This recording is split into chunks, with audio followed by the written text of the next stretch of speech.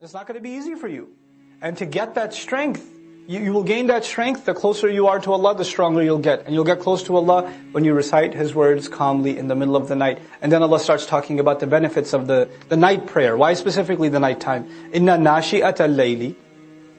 No doubt about it. This getting up in the night. Hiya ashaddu wat'an. It is more firm when it comes to planting your feet. In other words, there are no distractions.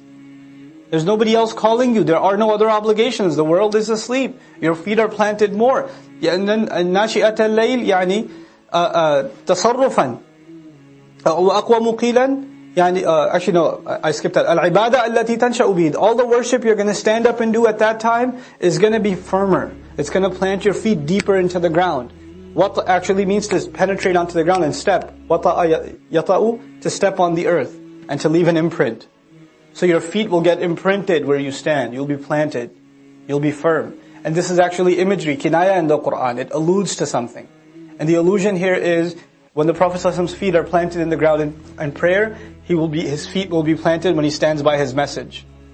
إِثْبَاتُ الْقَدَمِ. You know, we say, وَثَبِّتْ أَقْدَامَنَا وَانْصُرْنَا عَلَى الْقَوْمِ الْكَافِرِينَ. Plant our feet firm. Well, you'll become firm in your beliefs and firm in your delivery, in your confidence when you develop this relationship with Allah. That's the instruction given to the Prophet ﷺ. وَأَقْوَى مُقِيلًا. And it's more upright in terms of speech. In other words, your words are not filled with distraction of anything else. This is the best time to speak with me. And also some argue here, وَأَقْوَى مُقِيلًا, it's the most upright, it's the best time to be speaking in terms of speech with Allah, because Allah is where? In the last portion of the night. It's the closest. So the best time to talk to me is then. وَأَقْوَى مُقِيلًا. Just ask Allah to forgive you. That's all I'm asking. Ask your master to forgive you. إِنَّهُ كَانَ غَفَّارًا. No doubt He keeps forgiving over and over and over again. يُرْسِلِ السَّمَاء. He will rain the sky upon you midraran, in good, continuous, life-giving rain. Rain that continuously comes is called midrar. Now notice the punishment that destroyed this nation was rain also. Was water also. But actually when rain is calmed down, when it's not gone wild, then it's a source of life. It's a source of vegetation. It's a source of, a healthy society. وَيُمْدِدْكُمْ. And if you just ask Allah for forgiveness, He will extend you. بِأَمْوَالٍ وَبَنِينَ. With money and children.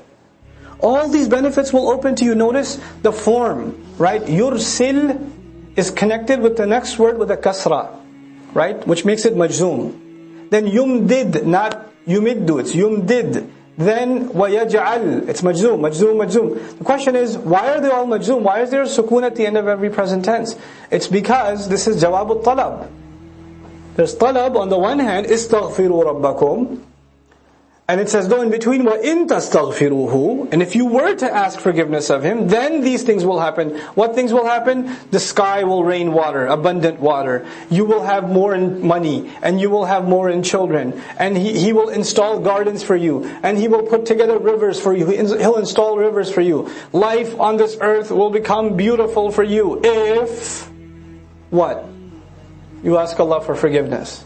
This is a passage about what are the benefits of istighfar. We thought the benefit of istighfar is forgiveness.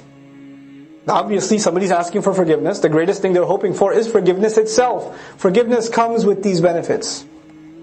وَيُمْدِدْكُمْ بِأَمْوَالٍ وَبَنِينَ وَيَجْعَلْ لَكُمْ جَنَّاتٍ وَيَجْعَلْ لَكُمْ أَنْهَارًا. He'll put gardens out for you. He'll lay rivers down for you. مَا لَكُمْ. What is wrong with you people? لَا تَرْجُونَ لِلَّهِ وَقَارًا. You have no expectations from the grand nobility of Allah. You don't hope from Allah to show you dignity. وَقَدْ خَلَقَكُمْ أَطْوَارًا. And He's the one that already created you in stage after stage. Tawr means stage. Atwar means you were babies, then you were adults, and you've matured so much. He's the one that did that for you. أَلَمْ تَرَوْا كَيْفَ خَلَقَ اللَّهُ سَبْعَ سَمَاوَاتٍ طِبَاقًا. Haven't you taken a look and reflected how Allah created 7 skies, one on top of the other in layers? وَجَعَلَ الْقَمَرَ فِيهِنَّ نُورًا. And in those skies Allah placed, within them He placed a light. وَجَعَلَ الشَّمْسَ سِرَاجًا, meaning the moon first, and then He placed the sun as a lamp.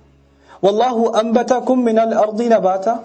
And Allah is the one who caused from the earth all kinds of things to sprout for you. أَنْبَتَكُم نَبَاتًا. All kinds of things to sprout for you. ثُمَّ يُعِيدُكُم فِيهَا.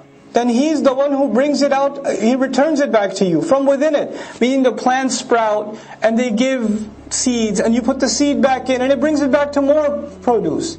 He keeps giving you more and more out of the same food. وَيُخْرِجُكُمْ إِخْرَاجًا, and He continuously brings things out for you. وَاللَّهُ جَعَلَ لَكُمُ الْأَرْضَ بِسَاطًا, and He leveled the earth down for you and made it easy for you to walk on. لِتَسْلُكُوا مِنْهَا سُبُلًا فِجَاجًا, so that you can pursue from it all kinds of paths and go through all kinds of valleys. Fijaj means, open space between two mountains. Otherwise it's hard to tread and to tread that path. And He opened those roadways for you. قَالَ نُوحُ الرَّبِّ إِنَّهُمْ عَصَوْنِي. Nuh alayhi salam's monologue continues. So this part was all. It's still continuously still. It's a conversation between Allah and Nuh is talking alayhi salam. Nuh is saying, I said this to them, I said this to them, I said this to them. All the things you taught me to tell them, I told them. I tried to remind them publicly, privately, in council settings, in family settings. All these settings I exhausted. And then Allah says, go back and says, and then finally Nuh said, Rabb, my master, innahum asawni, they have disobeyed me. Now the past tense is asawni, they've disobeyed me. Not ya'sunani, they disobey me. Which means He's done with them. It's done, Ya Rabb. وَاتَّبَعُوا, and they have followed مَنْ لَمْ يَزِدْهُ مَالُهُ وَوَلَدُهُ إِلَّا خَسَارًا. They have followed someone who cannot increase them in wealth, nor can he increase them in children, except in more loss. That's the only thing that they can increase in now. وَمَكَرُوا مَكْرًا كُبَّارًا, and they made a huge plot against him. They made a huge plot against, undermining his efforts. And it seems the closer he got to building the ark, the more intense his da'wah became. And so they started seeing some effect of his call and the warning, because he can imagine if he's got only 1 or 2 days worth of work left, he's really scared for these people. So he's going out of his way to warn them now like never before. So some people are getting a little shaken and they're being pulled towards him, and the leaders of their tribes see that. So they made a new plan, and their plan was to make people feel like if they accept Nuh's call, not only are they dumb, because they would think that the messengers, they're crazy people, etc. Don't follow a crazy person. But actually they will make people feel like they're traitors. That they're abandoning the expectations of their elders. That they're an embarrassment to their family legacy. That sort of line of reasoning. So they said, وَقَالُوا لَا تَذَرُنَّ آلِهَتَكُمْ. Don't you dare leave your gods, they said. They went around making a counter da'wah. وَلَا تَذَرُنَّ وَدًّا. Don't you dare abandon Wadd, one of the names of their false gods. وَلَا سُوَاعًا. And don't leave Suwa'an. وَلَا يَغُوث. Don't leave Yaghuth and Ya'uq وَنَصr. These are names of their gods. They called them by name so they could scare people and say, you're going to leave Yaghuth? You're going to leave Nasr after all He's done for you? Have you forgotten His powers? Don't you think the curse will come on you, etc., etc.? So they went on this this huge campaign to undermine the call of Nuh alayhi salam, and it worked. وَقَدْ أَضَلُّوا كَثِيرًا, and they misguided a lot of people. They were able to get a lot of people to stay. وَلَا تَزِدِ الظَّالِمِينَ إِلَّا ضَلَالًا.